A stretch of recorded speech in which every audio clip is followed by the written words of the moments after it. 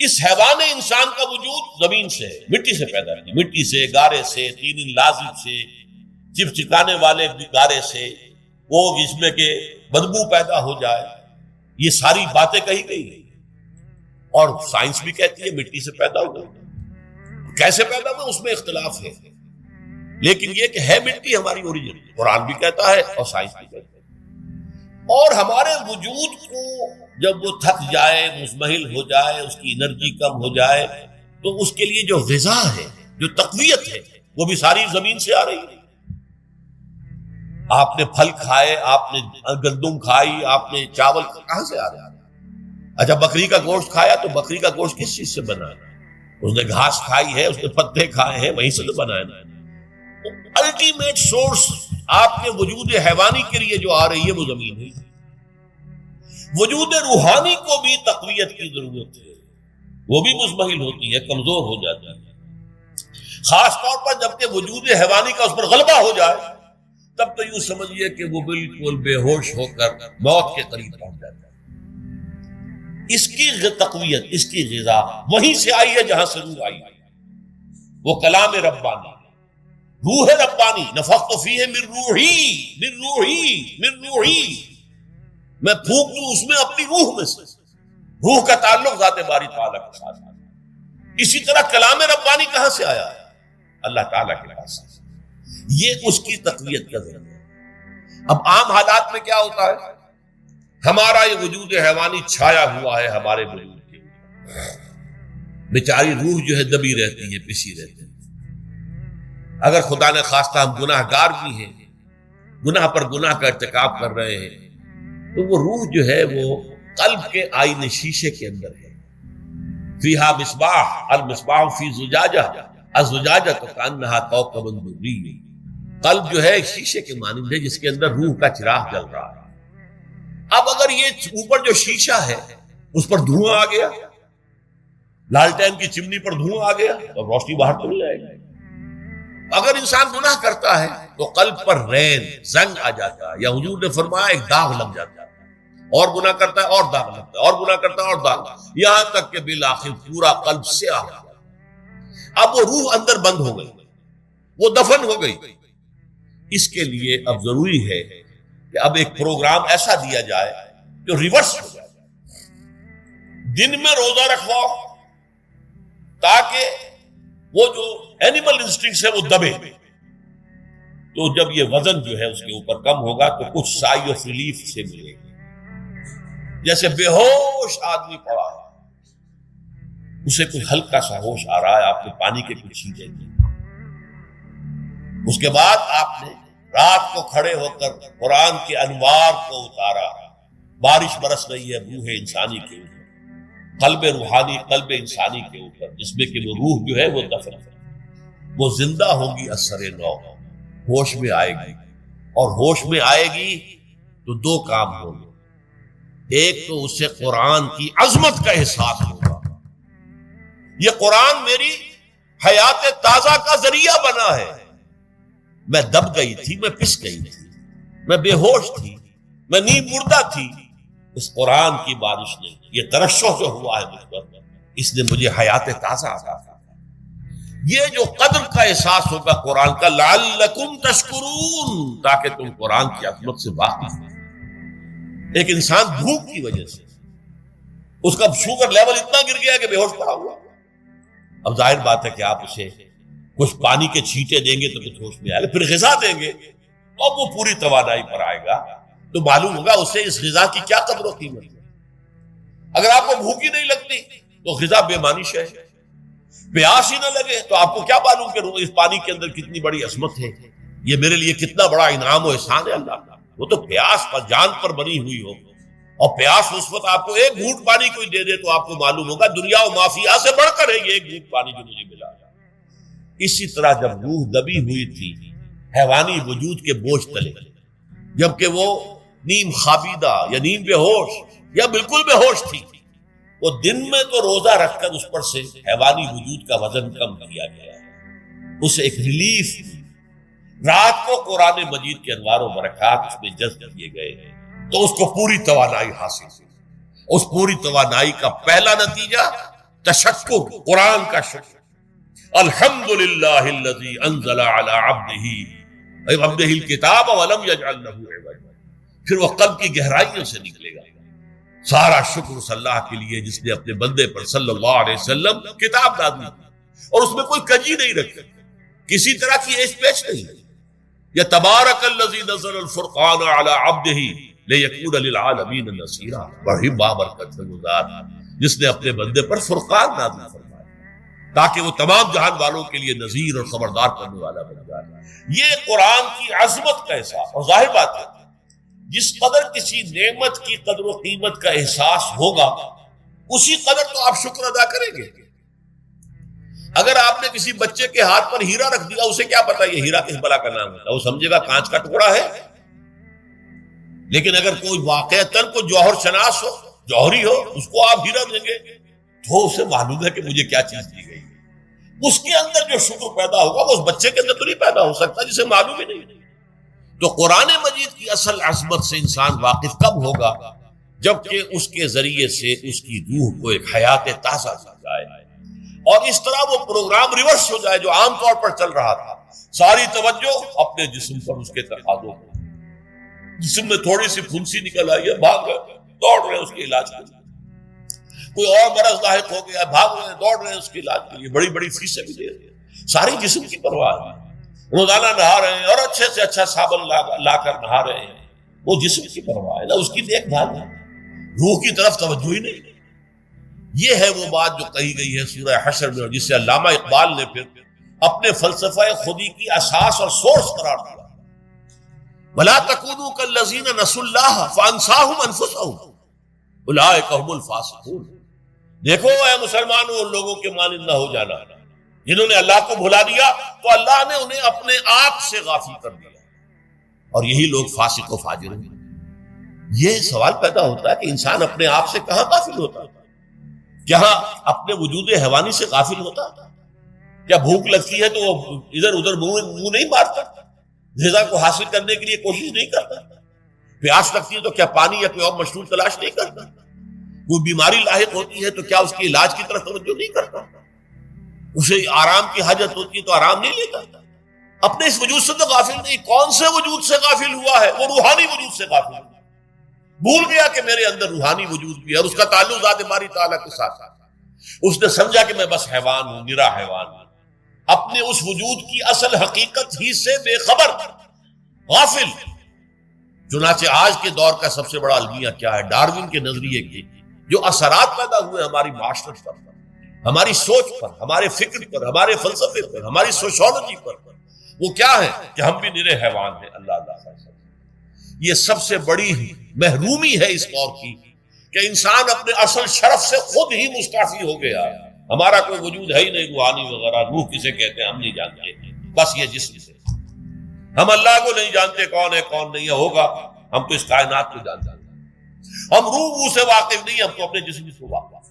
آخرت سے ہمیں کچھ پتہ نہیں، شاید ہو شاید نہ ہو، کچھ پتہ نہیں. لیکن یہ زندگی تو ہے، اسے ہم جانتے ہیں. یہ ہے آج کے انسان کا سب سے بڑا المیہ. اور یہ ہے ماس اسکیل کے اوپر ارتداد، ذہنی طور پر مرتد ہو چکے ہیں. انسانوں کی عجیب اکثریت مرتد ہو چکے. یہ ہے در حقیقت کہ روزہ جو ہے اس پروگرام کو آ کر ریورس کرتا ہے. دن میں کھانے پینے، جنسی تقاضے پر پابندی، وہ وجود حیوانی کا وزن کچھ کم، روح جو دبی ہوئی تھی یا سسک رہی تھی یا بے ہوش تھی یعنی مردہ تھی، اسے کچھ ریلیف ملا. اب اس کے اوپر قرآن مجید کے تیرے ضمیر پہ جب تک نہ ہو نزول کتاب، گرہ کشاہ نہ راضی نہ صاحب کشاف، ہمارے دلوں کے اوپر بارش ہو رہی ہو انوار قرآنی کی. وہ ظاہر بات ہے کہ بغیر سمجھے تو نہیں ہوگی بات. وہ تو آپ کوئی سمجھ رہے ہوں گے تو بارش ہوگی، ورنہ تو یہ ہے کہ ٹھیک ہے میں پہلے بھی عرض کر چکا ہوں آپ کو ثواب تو ملے گا، لیکن یہ ہے کہ وہ اصل مقصد قرآن کی عظمت کا قلب کی گہرائیوں سے اعتراف جو ہے اور اس پر اللہ کا شکر کو ادا ہوگا. لعلکم تشکرون، جبکہ قرآن مجید جو ہے آپ کے قلب کے اوپر نازل، اس کا مفہوم نازل. افبہذا الحدیث انتم مدہنون، تو لوگوں اس قرآن جیسی شے سے تم سہلنگاری برت رہے ہو، غفلت برت رہے ہو. اس کو سمجھنے کی کوئی مادہ تمہارے اندر نہیں، اس کو پڑھنے کا کوئی شوق تمہارے اندر نہیں رہا، اس کو سمجھنے کے لیے عربی زبان نہیں سیکھ سکتے، انگریزی اتنی پڑھی کہ انگریزوں کو پڑھا دے، میڈیکل پڑھنے کے لیے 20-20 برس کی تعلیم چل رہی ہے، 32-33 برس کا آدمی ہو گیا ہے، لڑکا پڑھ رہا ہے ابھی اسپیشلائزیشن کر رہا ہے، کتنا عرصہ، اس لیے کچھ دنیا کما لو گے، کچھ پیسے زیادہ بن جائیں گے، ابھی آپ جو ہے MCS اور کتنی ہزار کی فیسیں جو ہے لاکھوں تک کے اندر فیسیں دے کر لوگ جو ہے وہ پڑھ رہے ہیں، کس لیے 15-20 ہزار کی ملازمت مل جائے گی۔ قرآن کو سیکھنے کے لیے عربی تم نے نہ سمجھی، عربی نہیں پڑھی، انگریزی جس کے الفابیٹ سے جدا، جو 7 سمندر پار کی زبان، وہ تم نے پڑھ لی، اور وہ عربی کہ جس کے حروف وہی ہیں جو تمہاری اپنی زبان کے ہیں، وہ سندھی ہو یا اردو ہو یا فارسی ہو، سب کے حروف تو وہی ہیں، وہی الف باتا ہے، وہ حروف وہی ہیں، وہی داہنے ہاتھ سے لکھے جانے والی بجائے بائیں کے، وہ زبان کے جس کا تمہارا اپنی زبان کا ایک جملہ تم نہیں بول سکتے جس میں لفظ عربی کا نہ ہے، جملہ خود عربی کا لفظ ہے، تمہارا کہاں سے آ گیا لفظ یہ؟ لیکن وہ عربی زبان نہیں سیکھی کہ قرآن اپنی آنکھوں سے پڑھ سکتا، اتنی عربی نہیں سیکھی کہ قرآن مجید جو ہے وہ سیدھا آپ کے ذہن اور دل میں اتر جائے۔ اس لیے کہ جب آپ قرآن پڑھیں اور ترجمہ دیکھیں تو ترجمہ جب آپ پڑھ رہے ہیں قرآن نہیں پڑھ رہے، آپ تو مترجم کو پڑھ رہے ہیں، اپنی آنکھ سے قرآن نہیں پڑھ رہے، آپ مترجم کی آنکھ سے قرآن پڑھ رہے ہیں۔ اور دوسری بات یہ نوٹ کر لیجئے کہ جب ایک دفعہ آپ نے آیت پڑھی، اب ترجمہ دیکھا، پھر وہاں لگا ہوا نمبر 30، اب دیکھا آپ نے حاشیے میں نمبر 30 کہاں، پھر اس کی کوئی وضاحت پڑھی، قرآن کا تسلسل ٹوٹ گیا، قرآن کی تاثیر اب نہیں آئے گی۔ قرآن کی تاثیر جب آتی ہے جب براہ راست آپ کے اوپر، آپ کے ذہن اور قلب پر قرآن نازل ہو رہا ہو، ترجمے کا بیریئر درمیان میں نہ ہو، یہ پردہ آپ کے اور قرآن کے درمیان ہائی نہ ہو، تو پردہ ہے، اور کوئی ترجمہ جو ہے قرآن کا قائم مقام نہیں بن سکتا۔ یہی وجہ ہے کہ ہمارے علماء کا فیصلہ رہا ہے، آج تک اس پر قائم ہے، کہ مجرد ترجمہ کبھی شائع نہیں کیا جانا چاہیے، متن کے ساتھ ترجمہ ہو، اس لیے کہ قرآن عربی زبان میں ہے، قرآن تو متن ہے، اس کا ترجمہ قرآن نہیں ہے۔ کسی نے کوئی غلطی کی ہو، کسی نے اپنی ذہن کے مطابق تو بہترین کوشش کی ہے، لیکن یہ کہ قرآن مجید اس کا قائم مقام نہیں بن سکتا ترجمہ۔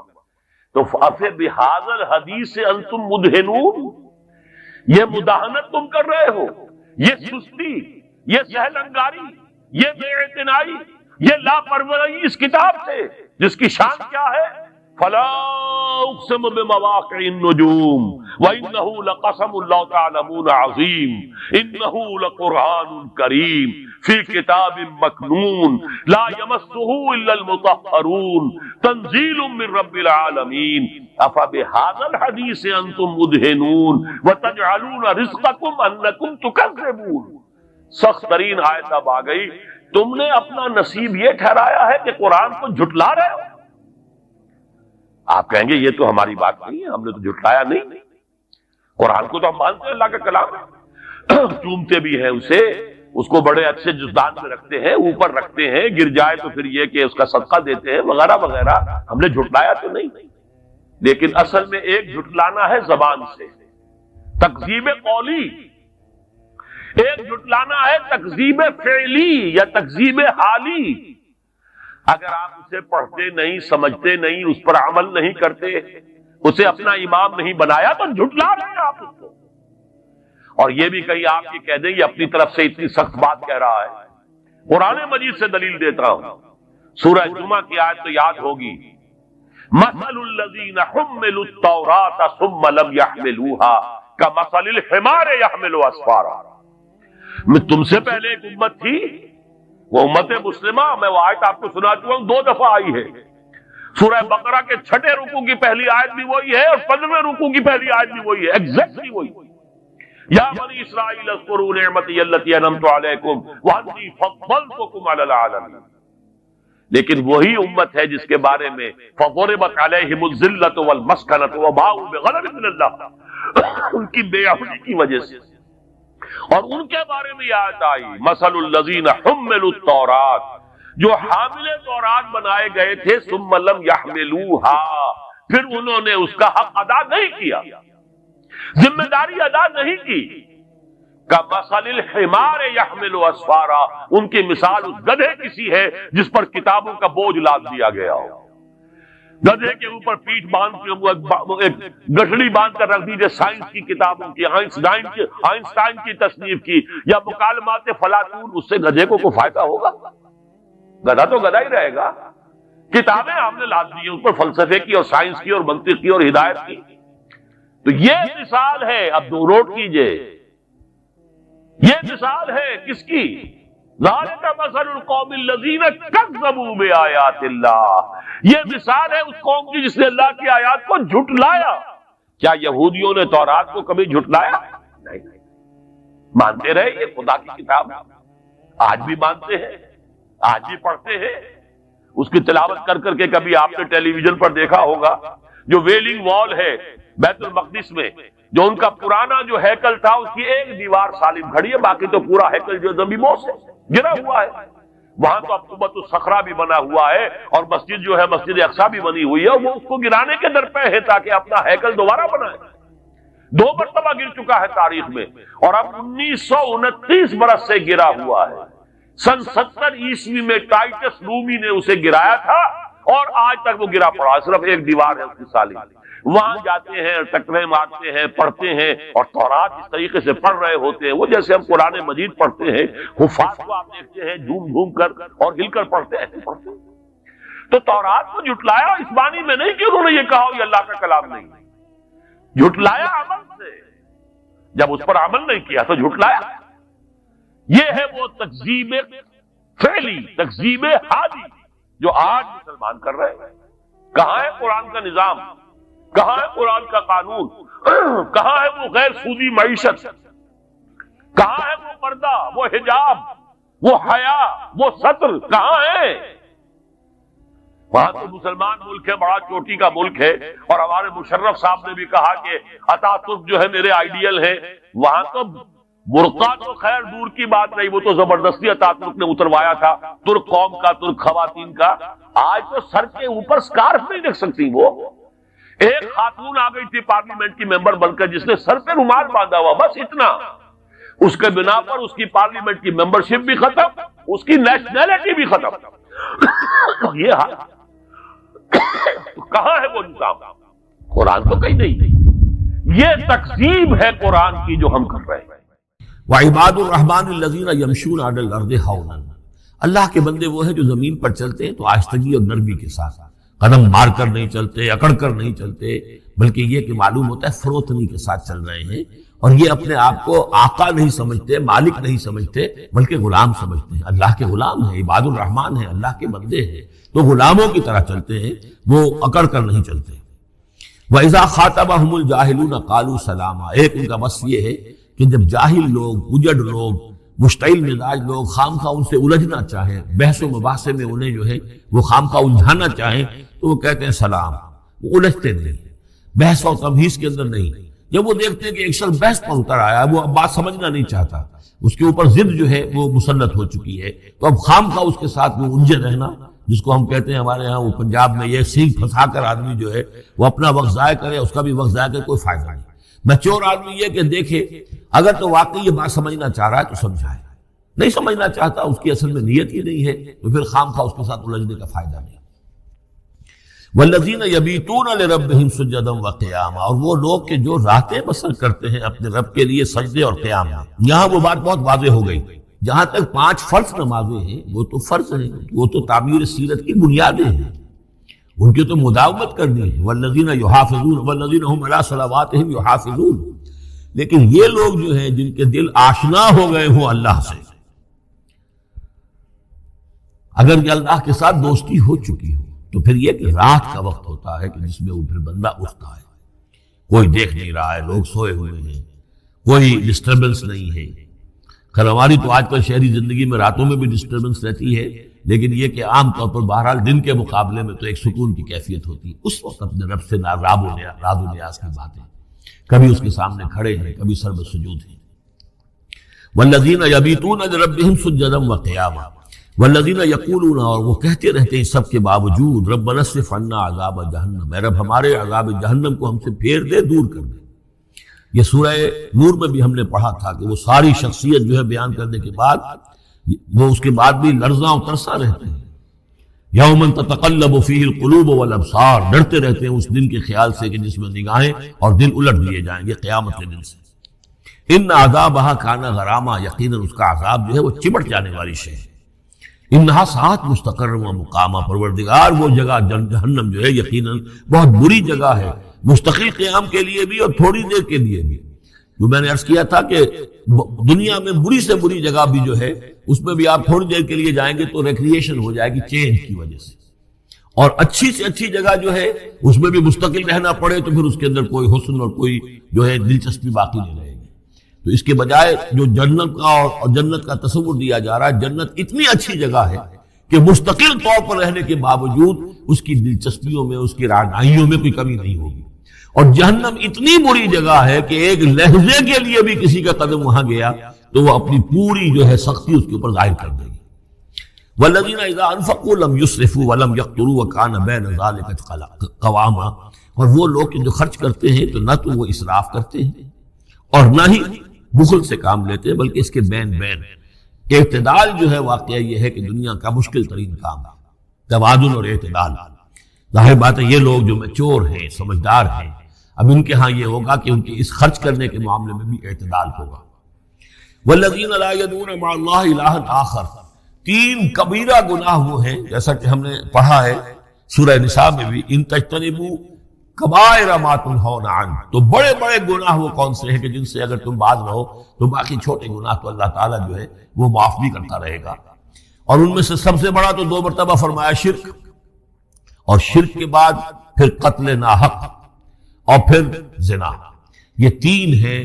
قتل ناحق سے بھی در حقیقت تمدن کی جڑ کٹ جاتی ہے، اور زنا سے تمدن جو ہے وہ سڈاس بن جاتا ہے، پھر اس کے اندر گندگی ہو جاتی ہے.